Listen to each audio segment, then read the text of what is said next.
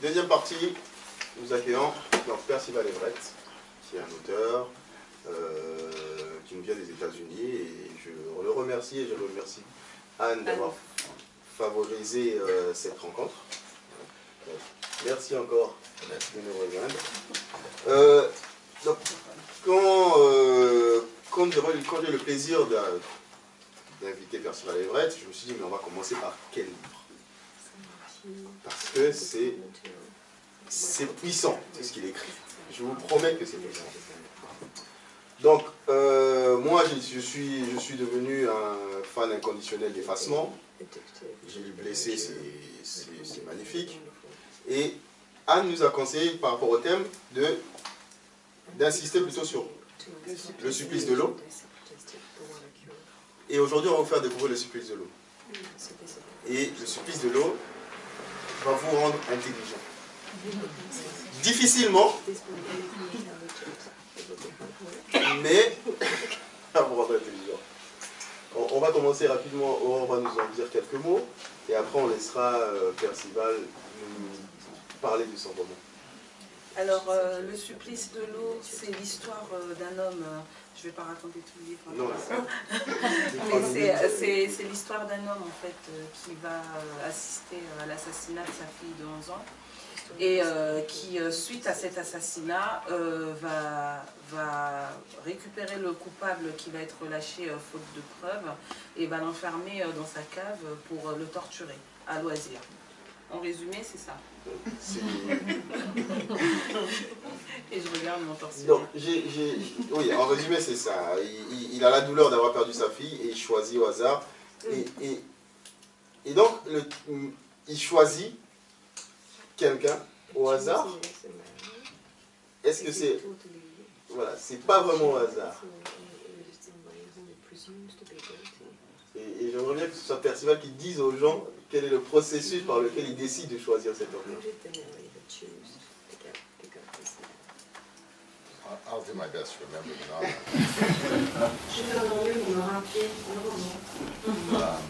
I believe he chooses a likely suspect. Whether the man is guilty turns out not to matter so much too. En fait, le narrateur, le personnage principal, choisit un suspect plausible et qui soit coupable ou pas, finalement, ça lui apporte peu. Je vais juste lire une toute petite partie, et ensuite je reviendrai, vous allez comprendre pourquoi.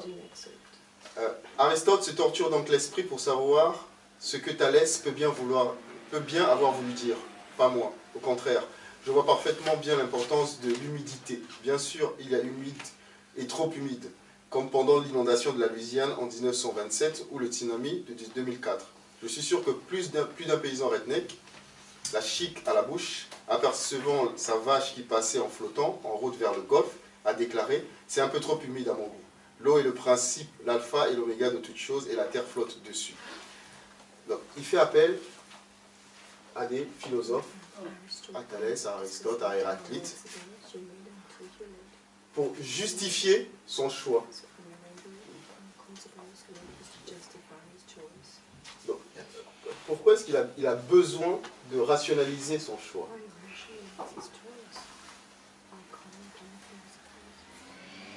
He's attempting to understand the very basis of the Western culture that has allowed his own government, his own nation, to participate in something as heinous as torture.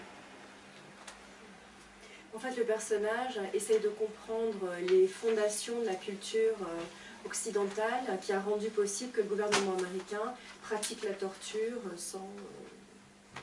de façon quasi ouverte. Donc, il raisonne son choix de torturer quelqu'un qu'il a piqué plus ou moins par hasard. Et il fait un parallèle avec le fait que, de toute façon, les Américains ont décidé, à Abu Ghraib ou Guantanamo, sur un raisonnement logique. Et donc, c'est particulier, parce que c'est quelqu'un qui est très érudit et qui pète les câbles. Il n'y a pas d'autre mot. Et une des choses qui est faite pour vous montrer à quel point le type il est ailleurs, c'est qu'il y a des parties, je pense que Anne-Laure a eu du mal à les traduire, où on ne comprend pas.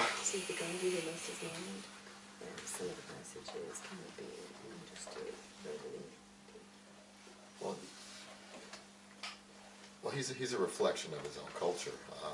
When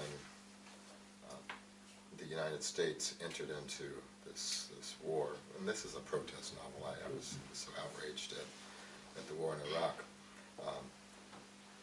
It uses all sorts of tools to justify not only the war, but the use of torture to obtain information that supposedly will protect the people of the U.S. from torture. It's disingenuous, however. There's really no, the rationalization is surface.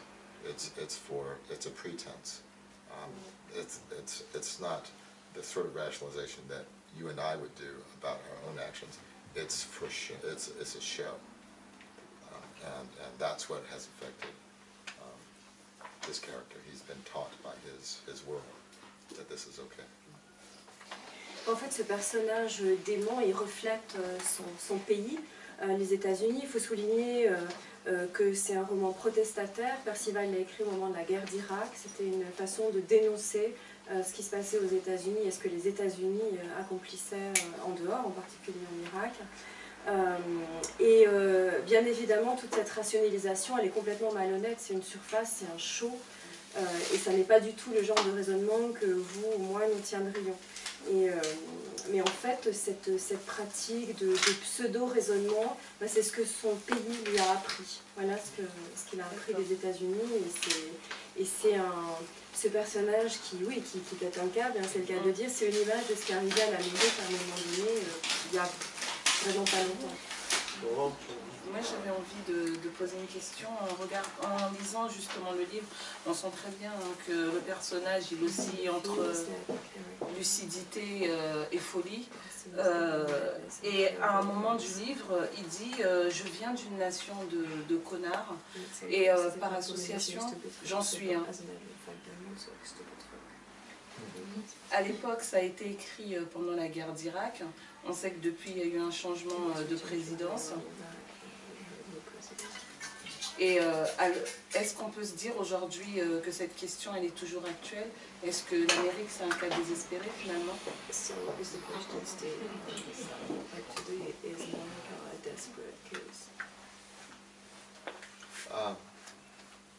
Yes. You don't change a culture of intelligence with one election. I think with the, I have to say, I was impressed with the U.S. that it was able to elect Barack Obama as president. I didn't think I would see that in my lifetime. And then the second time, the first time could have been a fluke. It's an accident. But the second time, I've become really impressed. Because it shows democracy is, after all, 51% of the people telling 49% to go to hell. But it worked so that the more intelligent, more considerate candidate actually won. I'll let you go ahead. On ne change pas toute une culture avec juste une élection. Mais je dois dire que j'ai été vraiment très impressionnée. Je ne croyais pas que de mon vivant, je verrais ça aux États-Unis, je verrais l'Amérique élire un président noir. Et alors là, avec sa réélection, j'ai été vraiment impressionnée. Mais bon, c'est une démocratie. La démocratie, c'est 51% de la population qui dit aux 49% qui restent d'aller se faire voir. Exactement. Et bon, mais là, on a choisi le candidat intelligent, le candidat sensible, attentionné. Et c'est quand même... Obama's intelligence makes him rare as an American politician, but the other thing is his honesty. I don't think that he is dishonest at all. He's not as liberal and as left as I would like the president to be. but he never advertised himself as being anything more left than he is. But I appreciate his intelligence, his honesty, and perhaps not the transparency that I would like, because we are still, I believe, torturing people. But maybe it's not even within the power of the president to change that culture. Obama, c'est quand même un oiseau rare en politique américaine pour son intelligence, tout d'abord, mais aussi pour son honnêteté, parce qu'après tout, même s'il n'est pas aussi à gauche qu'on pourrait le souhaiter, il n'a jamais prétendu l'être, en fait.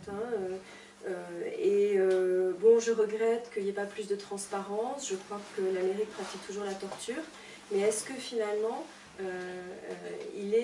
est-ce que le président a le pouvoir de faire cesser cette torture? Ça n'est pas certain. Je voudrais revenir sur le personnage, parce que j'ai lu beaucoup de choses sur ce roman où on insiste sur cette partie, donc ce parallèle entre la torture américaine et puis ce que lui-même il pratique. Et il faut savoir que le personnage il est dans une douleur extrême. Et c'est très bien représenté parce que, hormis les moments où il est très froid, il explique la torture, il a les souvenirs de sa fille qui reviennent dans sa tête et il est dans une intense souffrance. Et il y a deux choses. Déjà, on voit que sa souffrance n'a pas commencé, sa déchéance n'a pas commencé à la mort de sa fille, parce que son mariage partait en cacahuète, donc il était dans une souffrance. Et surtout, ce type-là, il a, je dirais, la caution de la souffrance extrême qui l'emmène vers l'abominateur. En faisant ce parallèle entre lui qui fait la torture et les Américains, moi j'aimerais bien savoir si les Américains ont tellement souffert, par exemple, du 11 septembre, pour aller dans l'extrême. Parce que lui, il change de tout au tout. Il change de tout au tout parce que sa fille a été violée et violemment assassinée. Est-ce que les États-Unis ont souffert, se sont sentis la caution violés et violentés?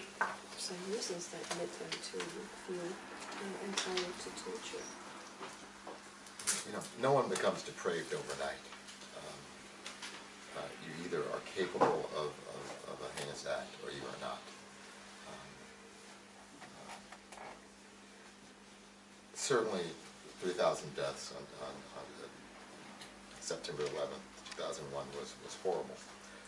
But America needs to grow up.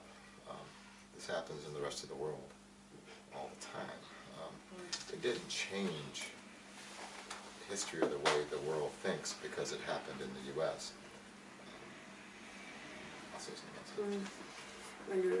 La dépravation, ça n'arrive pas du jour au lendemain. On est capable de commettre une abomination ou pas. Évidemment, 3000 morts avec le 11 septembre en 2001, c'est horrible, c'est atroce. Mais il faut aussi que les Américains grandissent. Des choses comme ça, il en arrive partout dans le monde, tout le temps. Et là, tout d'un coup, parce que c'est aux États-Unis, ça justifierait les pires abominations. Yeah, whether it's 3 deaths or 3,000, it's a loss of human life and it's awful. It's the injustice that one should focus on, and there's a whole history associated with the atrocity. But when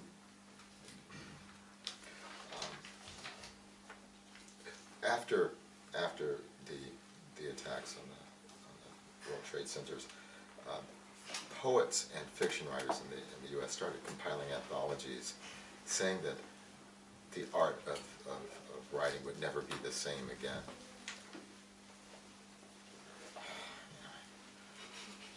Wow, you know.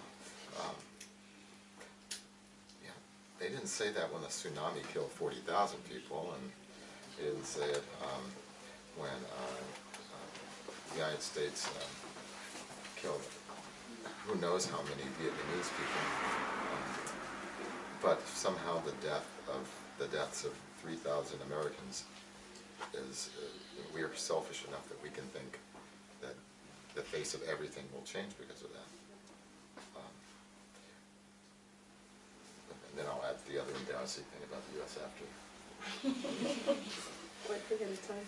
Donc que ce soit 3 ou 3000 morts, c'est affreux et c'est la même injustice. On parle de vies humaines qui sont perdues. Bon, il y a toute une histoire de l'atrocité, malheureusement. Mais après le 11 septembre, il y a tout un groupe de poètes, de romanciers qui ont commencé à compiler des anthologies pour signifier qu'on n'écrirait plus jamais de la même façon après le 11 septembre. Et aucune anthologie comparable n'a été produite après les victimes du tsunami, après le Vietnam. Donc c'est vraiment une manifestation éminemment égoïste de la part des Américains que de prétendre que cet événement qui certes est horrible a changé la face du monde. When Osama bin Laden was killed, I was truly embarrassed by the reaction of the nation, or the way at least it was portrayed on television, cheering in the streets. The idea that you can cheer the death of anyone, guilty or innocent, to me is objectionable. And I have to say that whereas Barack Obama was president at the time, he didn't lead the cheering, but of course he also did not say to our nation that we should not cheer the death of anyone. Et encore, bon, une circonstance aggravante pour les États-Unis, à la mort de Bin Laden, ça a été vraiment une source de grande honte pour Percival, que cette allégresse nationale aux États-Unis, les gens qui défilaient dans la rue, en poussant des acclamations, enfin en tout cas la façon dont ça a été montré à la télévision.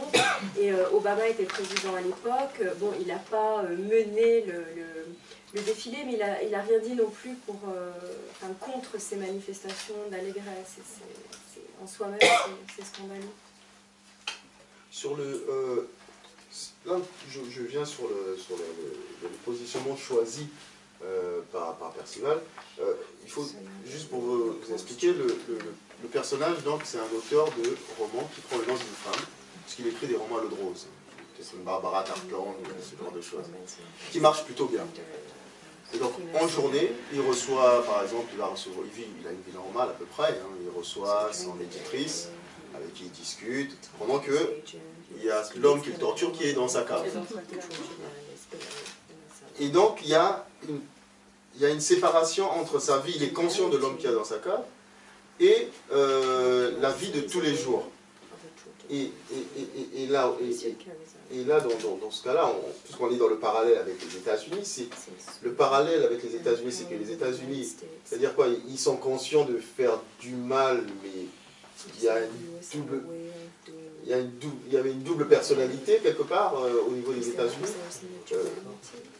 Je dis ça parce que j'ai pas mal suivi pendant une période l'émergence des petits partis, et j'avais l'impression qu'il y avait des Américains entre les petits partis et le reste, peut-être un parallèle hasardeux, mais...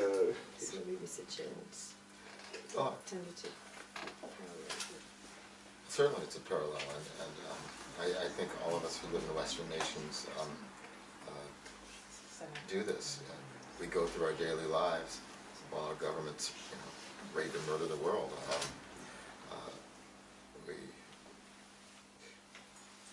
And I'm guilty of it as much as anyone. I watch my nation does. I become outraged. I'll write a novel, and then I go to the park with my kids. What else does one do in life? Oui, le parallèle tient absolument, et il me semble que nous tous en Occident, en tout cas, nous sommes coupables de cette forme de duplicité, c'est-à-dire que on mène notre vie au quotidien, tout en sachant pertinemment que nos gouvernements violent et assassinent le reste du monde.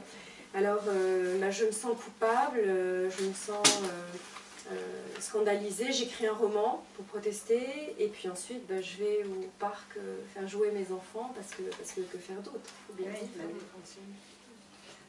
Moi j'avais envie de dire, à un moment donné du livre, le personnage en fait, il parle un peu en quelque sorte des Marines. Il dit que justement, ce n'est pas populaire de le dire, mais ils sont dressés pour tuer. il constitue, le fait qu'il constitue la jeunesse de notre pays ne suffit pas à faire d'eux de bons jeunes gens. Après tout, ils ont choisi de porter un fusil. Pas l'un d'entre eux n'a imaginé qu'ils s'engageaient pour défendre la démocratie. Cette raison insipide et prévisible vient après. Et en disant ça, je me suis un peu posé la question finalement, ça remet un peu quelque part en cause l'engagement des militaires. Je veux dire, quand on est agressé, quoi de plus naturel de se défendre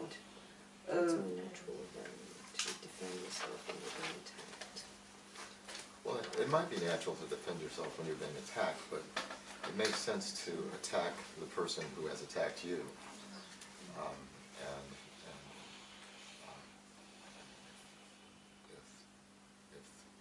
If you were to hit me, it would make no sense if I turned and started hitting. And that's essentially what the United States did. They looked for the first convenient and financially advantageous situation and attacked that country. The nation of Iraq had nothing to do with the attacks.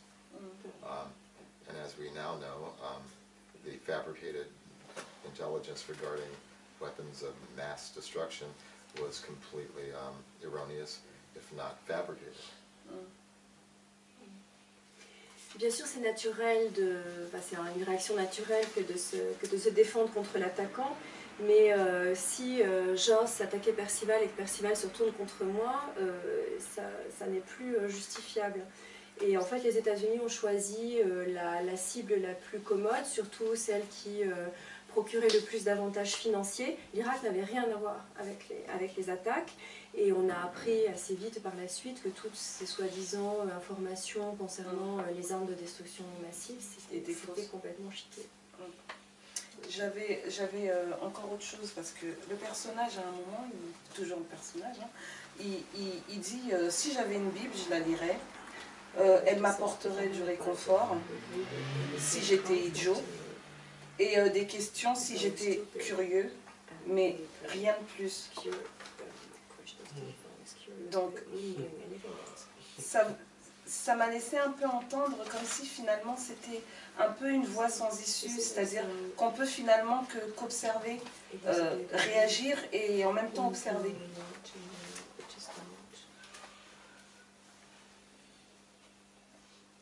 Well, it's sad to think that we can only watch, and I like to think that somehow making this novel affects the thinking of someone someplace.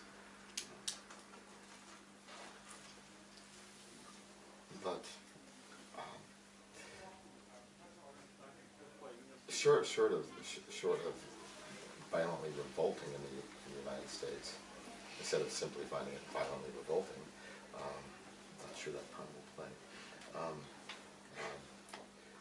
It's all you can do is complain, and of course elect better people, but we do that very rarely. Yes. Ce serait assez affligeant de penser qu'on ne peut qu'observer sans agir. Et il me semble que, pour moi en tout cas, écrire un roman, c'est porteur de l'espoir de toucher au moins, ne serait-ce qu'une poignée de personnes quelque part. Et bon, sauf à adopter le mode de la révolte violente et de trouver ça violemment révoltant, bon, on ne peut que protester, voter, mais malheureusement, le vote tel que celui qu'on a connu aux États-Unis récemment, c'est pas si fréquent. There is a line in a poem by Walt Whitman. The poem is by Blue Ontario Shore, and the lines, and I'm paraphrasing the lines which with Whitman.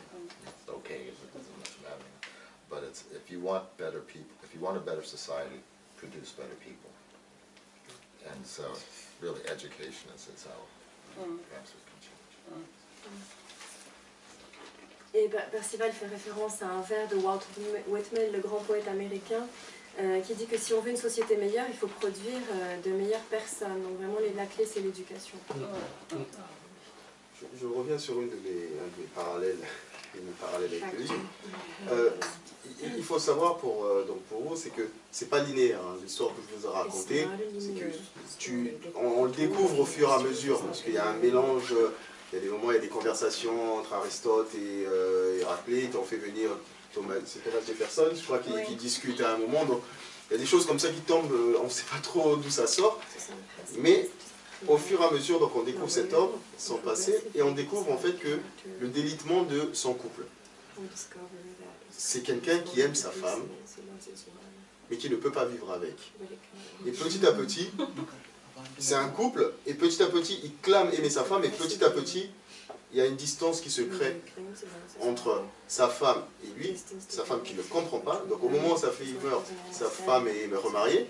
Et donc il explique comme ça la distance qui se fait petit à petit entre lui et sa femme, et à un moment ils se séparent, presque naturellement, alors qu'il clame aimer sa femme.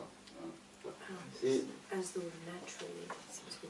là, je me disais, par rapport à notre rapport à nous, là pour le coup, je nous englobe, nous on a un rapport très fort avec les États-Unis. Dès qu'il y a quelque chose qui se passe aux États-Unis, on a l'impression qu'on se sent tous concernés, pour une raison ou pour une autre. Et en même temps, auprès de nous, on a quand même une très forte, un rejet des États-Unis. On est les premiers à critiquer, c'est n'importe quoi. Et en même temps, on se sent très proche. En tout cas, là, je parle pour ceux d'origine africaine. Voilà. Là encore, je me suis mis mon parallèle en disant, est-ce que les autres, le reste du monde, aiment les États-Unis, mais on ne peut pas les voir en peinture. En fait.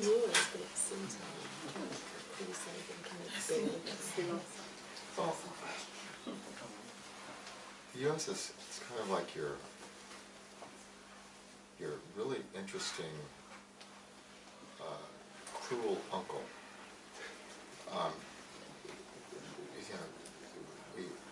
The world loves to listen to American pop music. Can't wait for American movies. Everyone wants to go visit America. And America, excuse the language, doesn't give a shit about the rest of the world. And you can feel that, and why wouldn't one resent that? It's that uncle that when he feels like it will throw a little money at you, but doesn't remember your name. Les États-Unis, c'est un peu comme un oncle, un vieil oncle assez cruel, mais plutôt intéressant. Et le monde entier adore la musique pop américaine, tout le monde veut voir les films américains, on se précipite pour aller les voir, tout le monde veut faire un voyage aux États-Unis. Mais les États-Unis n'en ont rien à foutre, hein, si vous me pardonnez l'expression. Et ça se sent. Hein. Et finalement, ben voilà, c'est le vieil oncle, de temps en temps il vous donne un billet, il vous glisse une pièce, mais il a oublié votre prénom.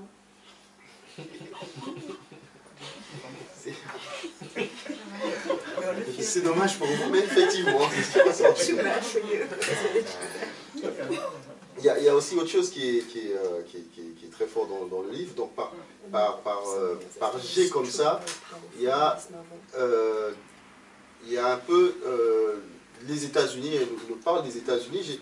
J'ai une partie que j'ai vu repris aussi dans certaines discussions sur le net, où en gros il y a un shérif, il y a une discussion entre le shérif et cet écrivain-là, parce qu'il y a des chercheurs d'or qui sont sur ces terres, et le shérif lui dit, mais s'il t'embête, tire sur eux. Et il lui dit, mais shérif me dit de faire quelque chose d'illégal.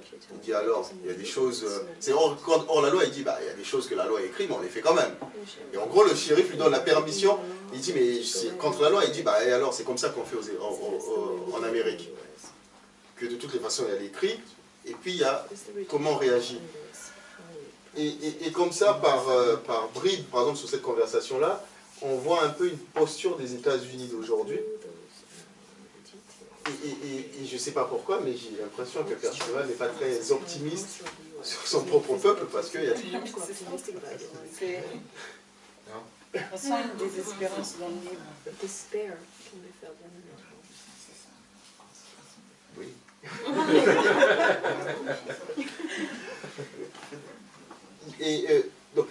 ça se sent. On ressort de là avec pas une très haute idée du citoyen américain moyen. Et tout le long. Et par contre, là, je reviens sur l'aspect stylistique. Là, j'ai tout fait, j'ai essayé, j'ai pas compris. Les parallèles, parfois, où il y a des moments où on a l'impression que c'est un dyslexique qui parle. Dyslexique. Voilà. Est-ce que j'ai manqué quelque chose? Est-ce qu'il y avait des choses à comprendre derrière? Ou il y avait simplement la folie de cet homme-là qu'on voulait visualiser?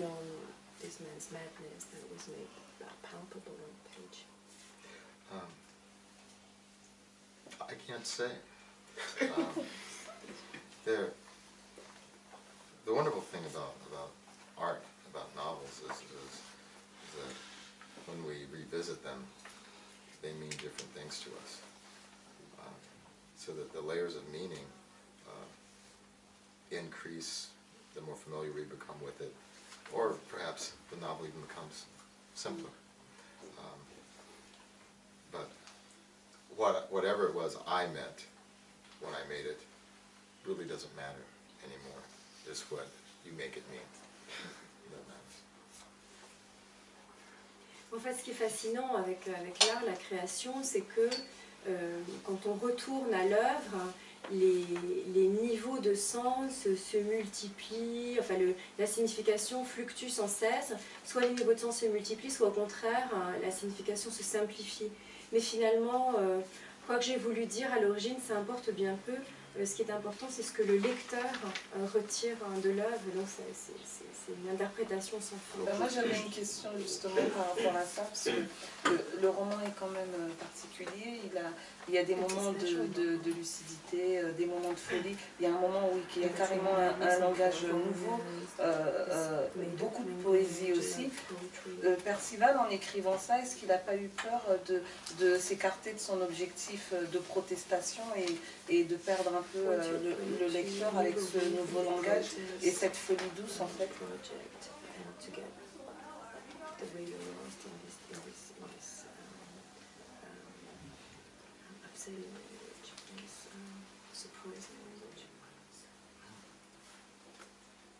No, I think to understand the kind of influence that one's culture has, and the kind of seduction or the kind of rationalized behavior that's possible when your culture behaves in a certain way, is often something that can't be articulated anyway.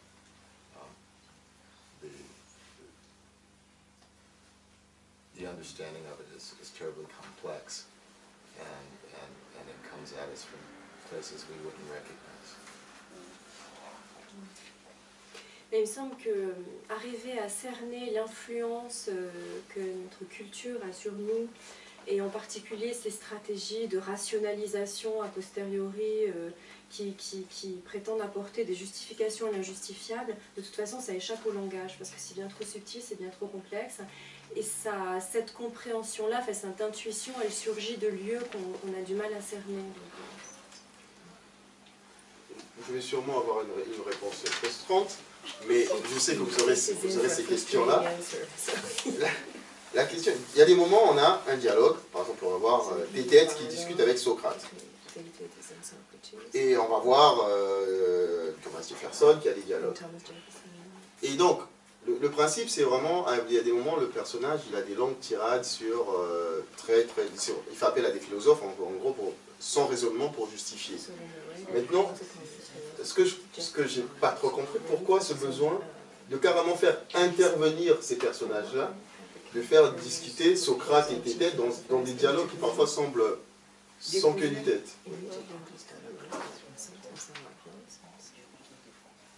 I love nonsense. The wonderful thing about nonsense is, and it's often the kind of language that governments use with us, but nonsense has to adhere more rigidly to structure and form than sense, because that's how it seduces us. It seduces us because it sounds like it should make sense, and we want it to make sense. And then we make the sense of it that we want.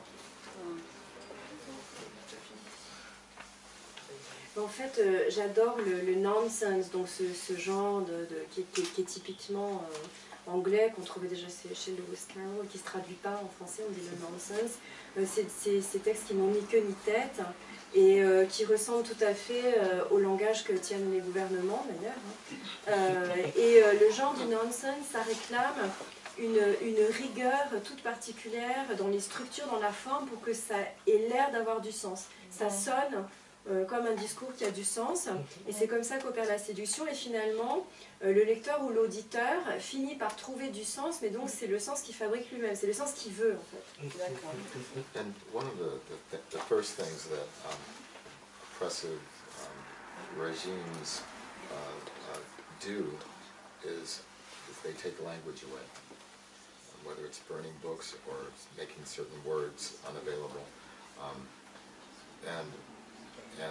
But people always find another way to speak about things. Slaves were able to talk in front of slave owners without the slave owners knowing what they were saying. Without the slave owners knowing that the language was coded. So language is tricky, and often the things that the subtext and the overt text have very little to do with the meaning that's being given. Les régimes d'oppression commencent toujours par éliminer la langue, soit en brûlant les livres des autodafés, soit en supprimant certains mots.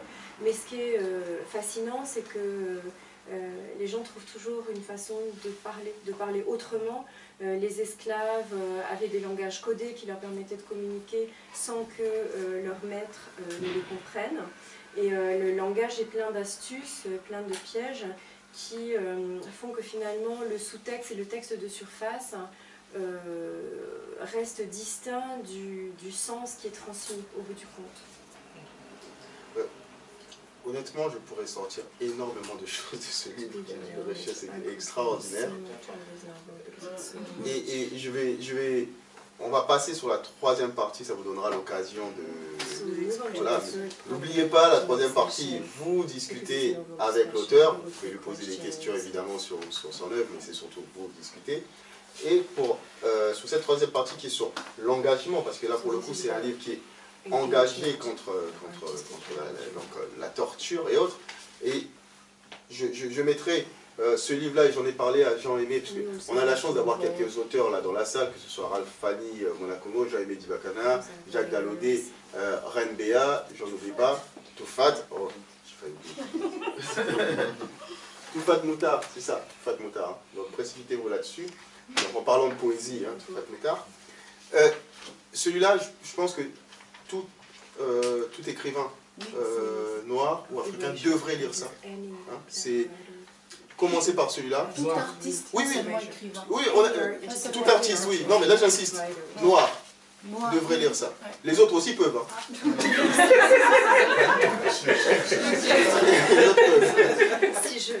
Mais voilà. Mais honnêtement, lisez ça. Hein. Vous lirez tout le reste, mais commencez par ça. Il est énorme. Et là, en termes d'engagement.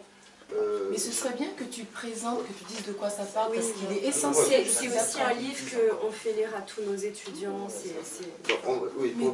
En fait, celui-là, ça parle d'un auteur noir, de très très haut niveau, qui écrit des choses très très complexes sur la Grèce antique, qui fait des choses qui ont un très haut niveau littéraire et intellectuel, et qui se voit renvoyer à chaque fois par les éditeurs en disant c'est bien, extraordinaire, très bon niveau, mais qu'est-ce que ça a à voir avec les Noirs américains?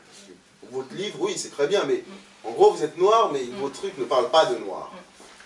Et donc, c'est l'histoire de cet homme-là qui, à un moment, un jour, il en a marre de voir que, et ça, il y a beaucoup de parallèles, j'ai pensé à les Aguets, de voir que quelqu'un, une petite jeune, qui sort de banlieue, qui écrit un livre que lui estime illisible, trop simple, trop rempli de clichés, faisait gain dans l'accusation hein, qu'elle avait eue et non pas dans la qualité de son livre, et qui vend 300 000 exemplaires.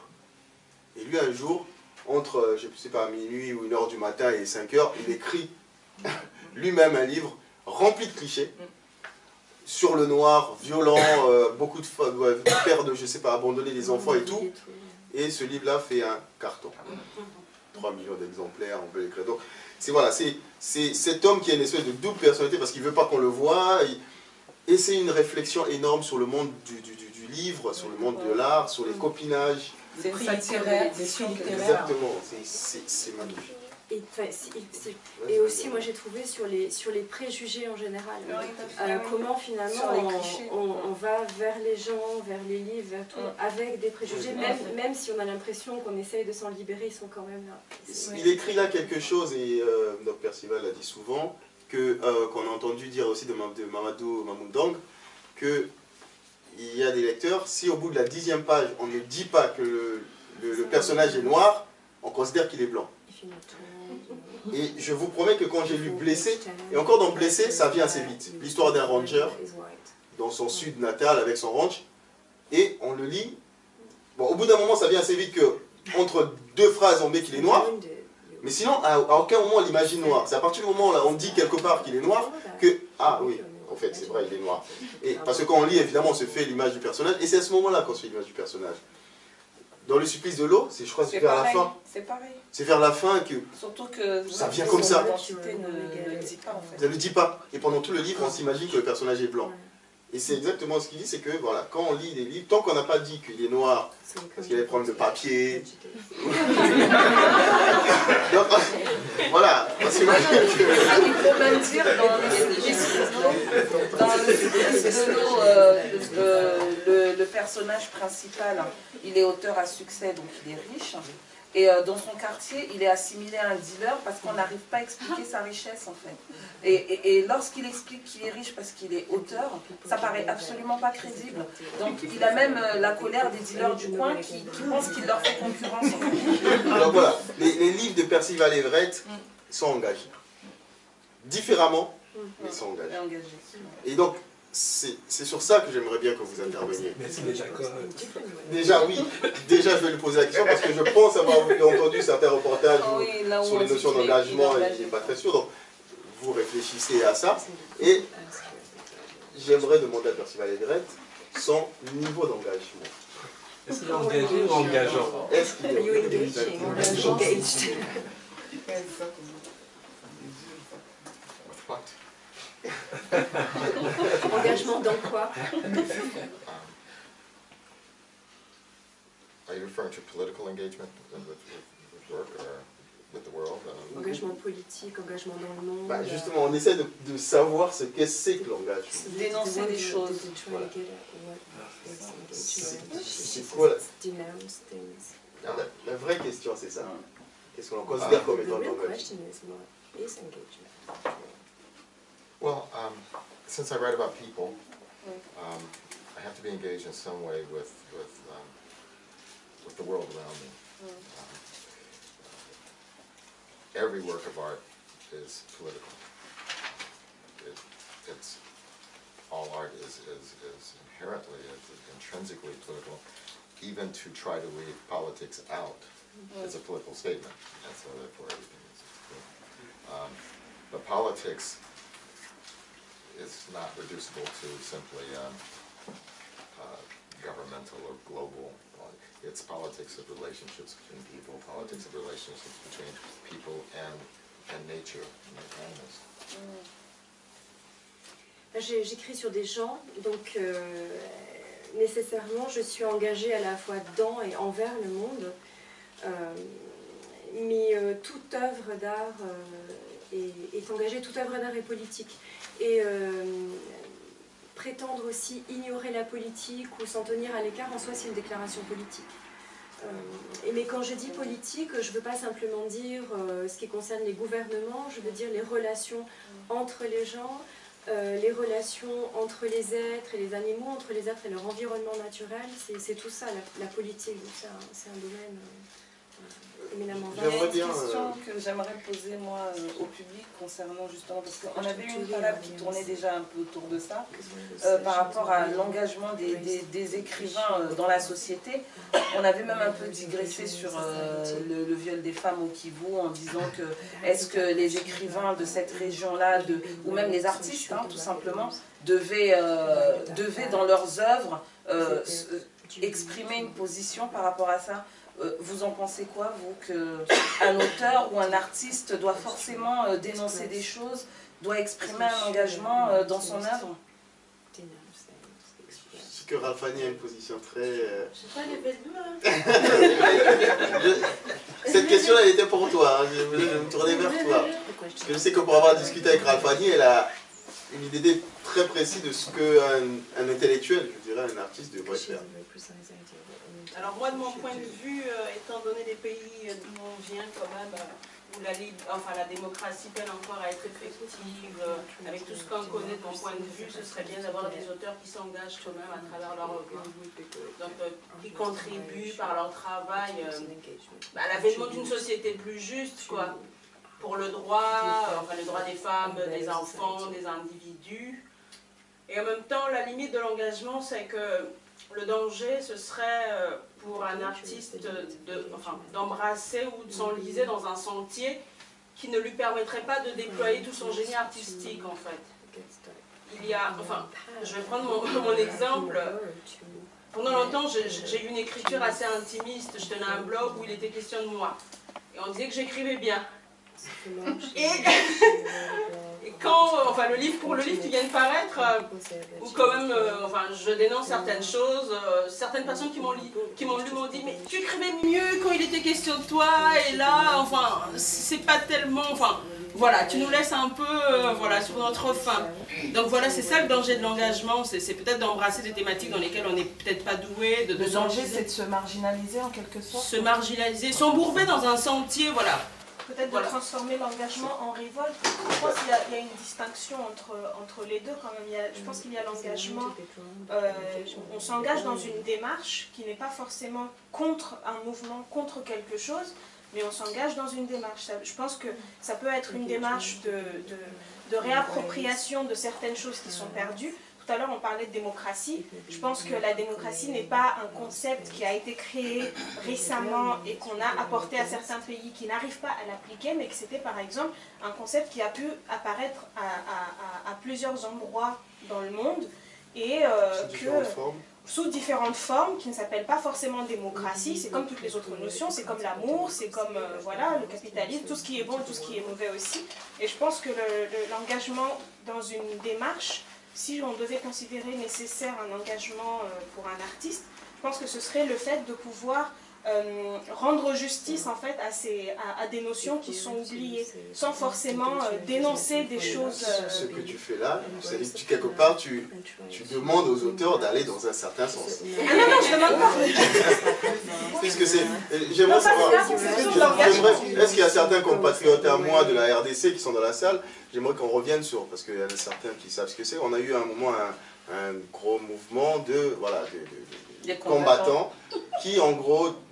Le principe, c'était de dire qu'en RDC, il y a des choses horribles qui se passent et que ne pas, dans ces chansons ou dans ce qu'on fait, le dénoncer, c'était en gros être un collabo, quoi, globalement. Il y a eu des artistes qui ont été pris à partie sur ça. Et c'est allé très loin. Voilà, des concerts annulés, des artistes... Et donc là, évidemment, on a eu des grosses discussions par rapport à ça.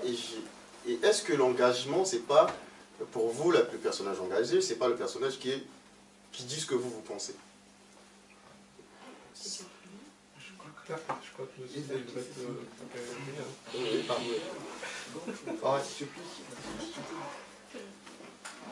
I make a distinction between being an artist and being a public intellectual. I also understand that my politics is not something I can hide from. When I make my art, my politics will be there in some way, unless it's dishonest.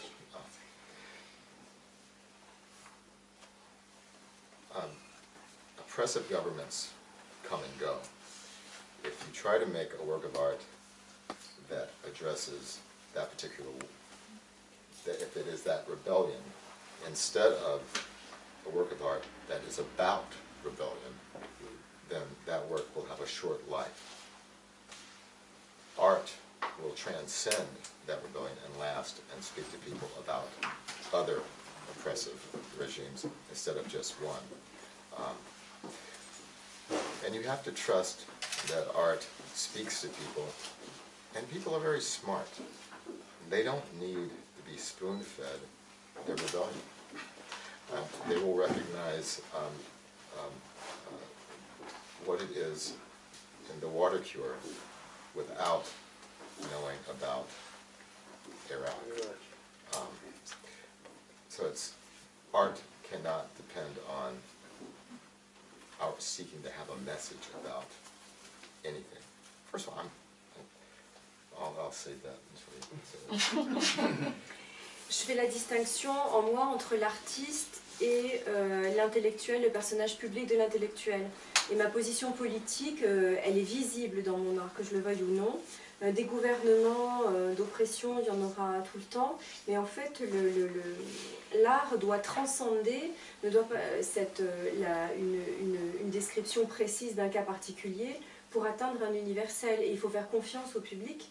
Le public saura tout à fait reconnaître, saisir ce dont on lui parle. Dans Le Supplice de l'eau, même si on n'est pas au fait des détails de ce qui s'est passé en Irak, on comprend qu'il s'agit de torture, qu'il s'agit de scandale, qu'il s'agit de notion d'humanité. Et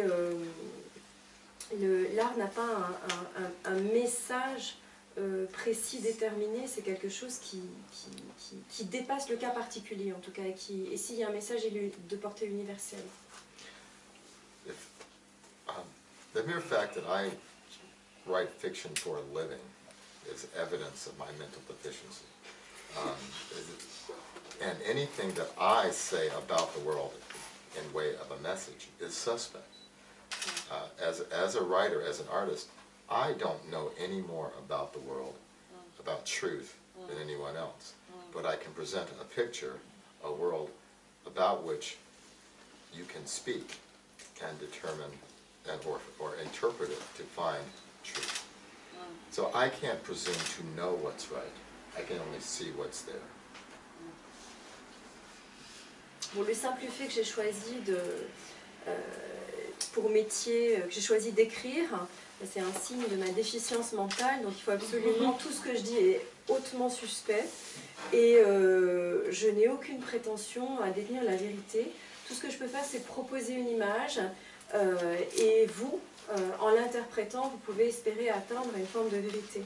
Je n'ai aucun savoir, je ne fais que voir ce qu'il y a autour de moi. Il y a eu un peu de réaction. On avait eu plus de bagarres. On réfléchit à ce que dit ce personnage. Non, je reviens encore sur sur ce que j'avais dit à l'époque, parce que je répète encore une fois, moi je suis waldien, d'Oscar Wilde, qui disait que l'art se suffit à lui-même, l'art ne doit être rien d'autre que de l'art. Le but de l'art, c'est de cacher l'artiste et de révéler l'art. Donc l'art n'a aucune signification. Et donc, on ne devrait jamais rien demander à un artiste. Pour moi, les artistes, ils font leur art et on ne doit rien leur demander d'autre que de faire leur art. S'ils ont un positionnement de... Donc il n'y a pas d'engagement. Non, s'ils ont un positionnement de citoyen, c'est une chose. Dans l'art, pour moi, je suis...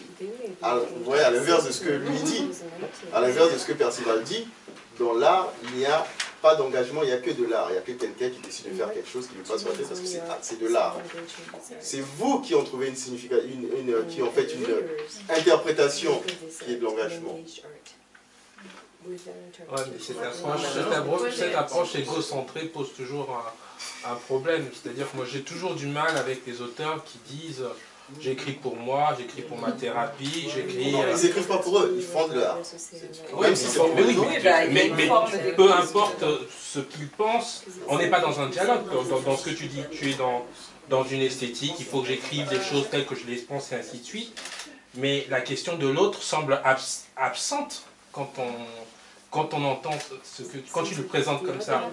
Et moi, j'avoue que j'ai longtemps eu un problème avec cette approche-là, parce que moi j'aime bien quand Fatou John me dit que quand elle écrit, elle est dans un face-à-face avec l'auteur, avec le lecteur, elle est dans une discussion. Hein? Mais on n'est pas dans des... Après, il y a le style, il y a la forme, mais ce qui est intéressant, c'est que l'auteur ait envie de me rencontrer.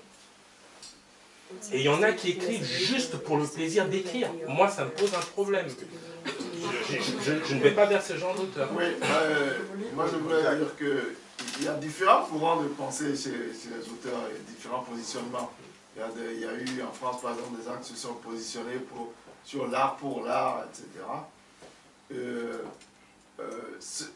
Il y a des positionnements plus ou moins engagés des auteurs. Il y a ceux qui se mettent en avant. Mais chaque auteur définit son positionnement, en fait. Moi, le mien, ce ne serait pas un positionnement politique. Moi, je suis politique dans ma vie courante. Hein, dans ce que je fais, tout ça, j'ai mes idées politiques. Hein. Mais pour écrire, je ne mettrai pas cet engagement politique, ce positionnement politique en avant. Pour écrire, je voudrais raconter une histoire et puis que le lecteur, lui-même, il en tire ce qu'il veut. Tout ça, quoi. Mais bon, c'est des positionnements variés selon... Je ne pense pas qu'il y ait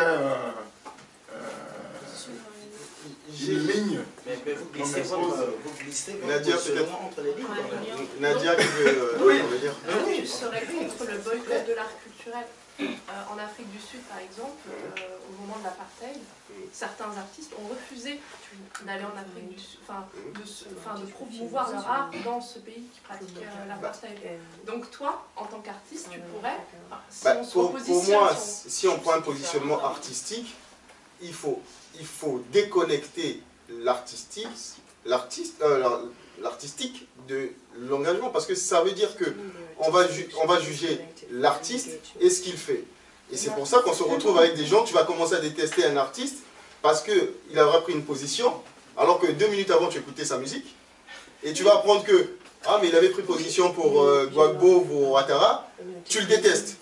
Et donc il y a un mélange de genres qui fait que... L'artiste, c'est pas un personnage lambda, c'est donc justement, l'artiste c'est un personnage lambda, mais son art doit être déconnecté de ce qu'il est.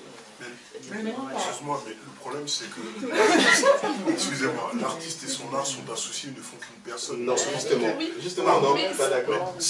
Quand on écoute un artiste, pourquoi on l'écoute finalement? Parce que parfois, vous avez des chanteurs qui ont une vie vraiment misérable, peu importe. On écoute d'abord leur musique et on s'intéresse à eux. Et parfois, on arrive à coller les deux. Mais lorsqu'un artiste aujourd'hui qui devient un leader d'opinion est utilisé par les politiques justement pour promouvoir certaines choses, bah, on sait que cet artiste a des hommes, a des personnes derrière lui.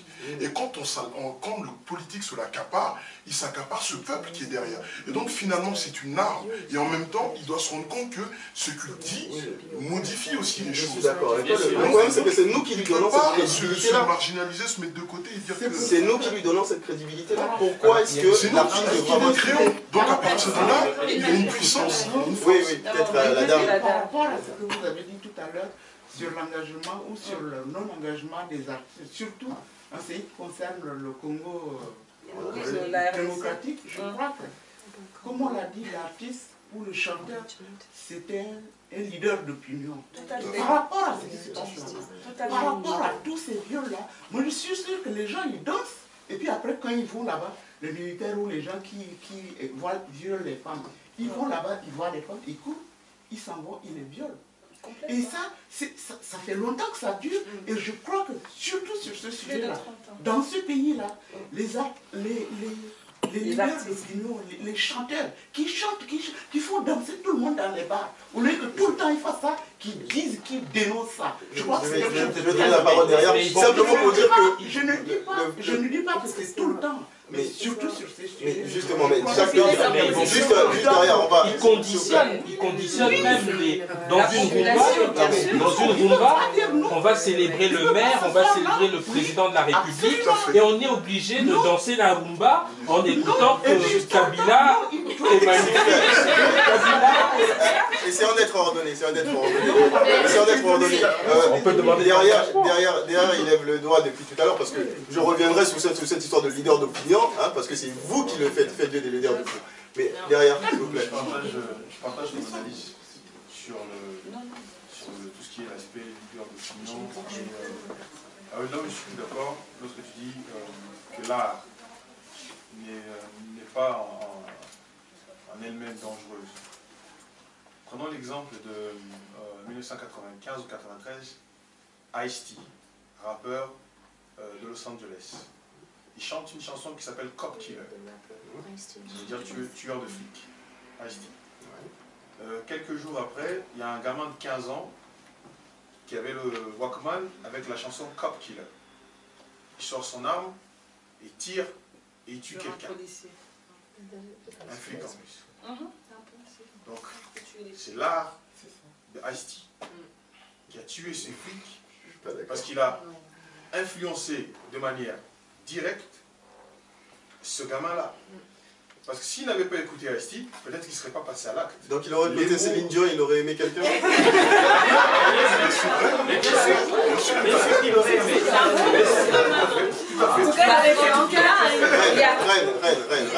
s'il te plaît, Reine. Moi, ce que je pense, c'est que chaque auteur a un positionnement qui est différent. En tant que citoyen. Voilà. Pour ma part, je raconte des histoires. Je raconte une réalité que chacun est libre d'interpréter à sa façon. Et ça s'arrête là. Il est possible, moi je sais que dans mon ouvrage, il y a des gens qui ont vu un message que je n'avais absolument pas l'intention de passer. Je crois qu'il ne faut pas, justement, enfin je ne sais pas si certains arrivent à le faire, mais moi si je commence à écrire en me disant je vais écrire pour telle raison, je finis toujours par écrire autre chose. Donc c'est quelque chose qui est vraiment au-delà, enfin l'art est au-delà même de l'auteur, c'est quelque chose qui s'impose. Donc on ne peut pas décider d'orienter on peut pas décider d'orienter ce qu'on veut dire. Par contre, je parle pour moi, je n'oriente pas, je parle pour moi, je n'oriente pas ce que je dis. Je sais par exemple que la condition de la femme, c'est quelque chose qui m'intéresse. Tout ce que j'écris va généralement dans ce sens-là. Je pense aussi que je peux en profiter pour passer un ou deux messages par-ci par-là. Par contre, l'interprétation est faite par chacun, donc je suis absolument contre l'idée selon laquelle on écouterait une chanson et ensuite on irait tuer des personnes ou on ferait je sais pas quoi. C'est sûr qu'on a un message à passer, c'est sûr que quand on devient un leader d'opinion, on est écouté par plusieurs personnes. Donc tu ne crois pas à la puissance de ce que tu dis? Non, mais pas du tout, mais c'est pas parce que tu vas regarder un film. Nos mots sont en interaction. Quand je lis un auteur, je suis en interaction avec lui, je suis en interaction avec son âme, je suis en interaction avec ses mots. Ces mots m'impactent. Moi je me dis que c'est une fiction, c'est une fiction. Mais c'est ça qui est dangereux. C'est ça qui est dangereux. Aujourd'hui, j'estime qu'on ne peut pas déresponsabiliser un auteur. Dès l'instant où aujourd'hui l'auteur il sait qu'il est en lumière, il adopte une position, il sait que forcément il va influencer. Que ce soit positivement ou négativement, c'est un positionnement que les lecteurs lui donnent. C'est ça. Alexis. Oui, merci. Moi je crois qu'il n'y a pas de l'innocence dans l'art. Même si on ne se positionne pas clairement, si on est assez subtil pour se cacher, mais le lecteur averti découvre déjà ce qu'elle peut vous danser. Donc, d'une manière ou d'une autre, on se positionne et on n'est pas trompé aussi. Là, on revient sur l'interprétation de ce que... Il peut se tromper aussi. Je reviens, je suis sûr qu'en tant qu'auteur... Ça parle de la responsabilité de l'auteur. Jean-Aimé, je suis sûr qu'en tant qu'auteur, tu as eu ça. Moi, j'ai des gens qui m'ont expliqué des choses qui étaient dans mon livre, que je n'avais pas vues. Mais vous vous rendez pas compte comment c'est extraordinaire, les gens qui vous lisent. Moi, j'adore ça. Personnellement, j'adore discuter avec les gens qui me lisent. Parce qu'il voit des choses que moi je n'ai jamais écrites. Et donc tu es responsable. Dans ce que tu dis, donc je suis responsable de ce que toi tu as lu. Non, non, en fait... Jean-Aimé, juste... Oui, moi, je pense que lorsque l'artiste produit son art, je ne pense pas qu'il y ait... je crois que c'est pas forcément réfléchi, il ne veut pas forcément s'engager. Et ensuite, c'est le lecteur qui... Là, par exemple, on a des tableaux en face de nous. Je pense que c'est à nous de nous projeter. Moi, quand j'écris, évidemment, c'est pas, je ne pense pas forcément à l'impression que la personne qui va me lire va avoir. Ce que j'ai envie d'écrire, c'est de raconter une histoire, tout simplement. Mais évidemment, en racontant l'histoire, je me positionne, mais mon positionnement peut être aussi mal interprété par le lecteur. Ce n'est pas ma responsabilité. Moi, j'ai envie de raconter une histoire avec mes émotions, avec ma façon de le dire. Mais après, c'est le lecteur qui apprécie. Non, mais c'est juste que je suis... moi, en fait, j'enseigne, donc on le voit sans arrêt, comment les étudiants, les jeunes réagissent à ce qu'on leur propose. Et il me semble qu'effectivement, peut-être une forme d'engagement que je trouve dans l'œuvre de Percival, c'est justement nous amener à découvrir les préjugés qui sont en nous, alors qu'on essaye très très fort de ne pas en avoir. Et pour moi, c'est une façon d'orienter le lecteur vers une forme de responsabilité, vers une forme peut-être de lucidité, de questionnement aussi radical, et de déstabiliser ce qu'on croyait savoir. Ça, Au fond, et après on va donner le dernier mot à Percival. Je vais revenir véritablement, je ne parle pas d'interprétation. Je ne parle pas de... On s'imagine que, on prend un livre, on transforme le mot, on s'imagine que non. Si volontairement, je suis un artiste, on peut dire que je suis raciste par exemple, et j'ai volontairement envie que demain, des gens qui vont lire mon livre aillent commettre des meurtres. Et je l'écris, et j'en fais un bouquin, et je montre étape par étape comment on tue quelqu'un, comment on arrive, comment on haït quelqu'un, comment on fait quelqu'un. C'est une œuvre, c'est mon œuvre. De la même manière, lorsqu'on fait des peintures, là on dit c'est de l'abstrait, on ne sait pas à quoi ça ressemble. Mais si on dessine un homme en train de violer un enfant, est-ce que ça va nous choquer? Est-ce qu'on a le droit d'être choqué? Est-ce que ça va influencer des personnes? Est-ce que c'est si on dit que c'est de l'art et qu'on n'a pas le droit d'y toucher parce que c'est de l'art et que l'artiste n'a pas de responsabilité par rapport à ce qu'il fait, pourquoi on s'offusque lorsque par exemple des personnes font une bouteille de vin et qu'ils l'appellent le petit nègre ou 1800? On s'offusque pourquoi? Parce que c'est une œuvre d'art. Je pense que là on est sur une autre discussion de ce que est l'art. Là pour le coup, on va aller sur autre chose de ce qu'on est. Non mais c'est pas... Je suis d'accord, on est sur autre chose. Non, là on est sur autre chose. On est sur qu'est-ce qui sera de l'art. Je suis d'accord que la question aussi va se poser, mais on est là pour le coup sur ce que toi tu définirais comme étant de l'art qui serait présenté aujourd'hui. Voilà, ça c'est... Non, je pense que c'est une autre histoire. Par exemple, pour moi, tous les livres ne sont pas artistiques. Un essai, pour moi, c'est pas de l'art. Pour moi, un essai, c'est pas de l'art. Non, mais ça, c'est ton appréciation. On va peut-être laisser Percival avoir...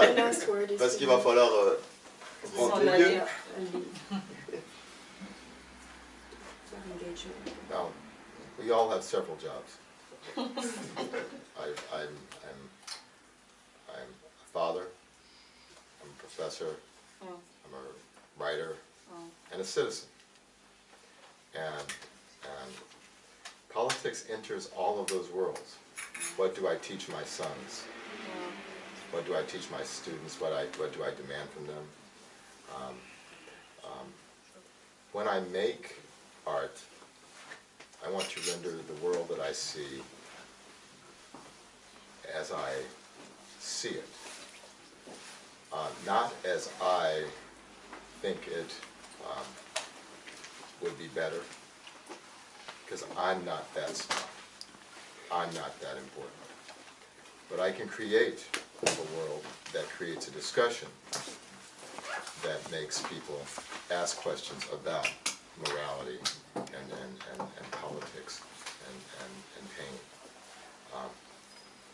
In order to do that, I have to employ my art, which means I have to create a world that someone will enter.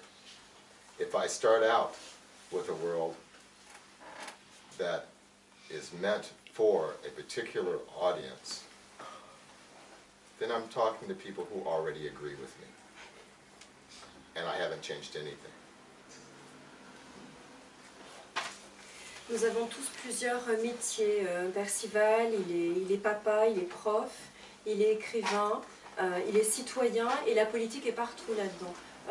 Il fait l'éducation de quelqu'un dans tous ses domaines et dans son art il ne cherche pas à restituer, il cherche à restituer le monde tel qu'il le voit. Il ne cherche pas à proposer la vision d'un monde idéal, le monde tel qu'il devrait être. Mais il cherche à inventer un monde qui conduit le lecteur à se poser des questions. Et ces questions vont toucher à la morale, à la politique, à la douleur. Et tout ceci, ça passe par l'art. C'est rendu possible par l'art. Et s'il avait un public très ciblé, s'il s'adressait à quelqu'un en particulier, ça serait un public déjà conquis à ses idées. Donc en fait, il ne changerait rien du tout par son art. Donc l'idée, c'est plutôt ce qu'on disait tout à l'heure, de transcender le particulier pour aller vers... le plus global, le plus général, mais aussi vers le bouleversement des certitudes, la déstabilisation. Merci à vous d'être venus et merci encore une fois Percival d'être venu dans cette 21e palabre autour des arts. N'oubliez pas...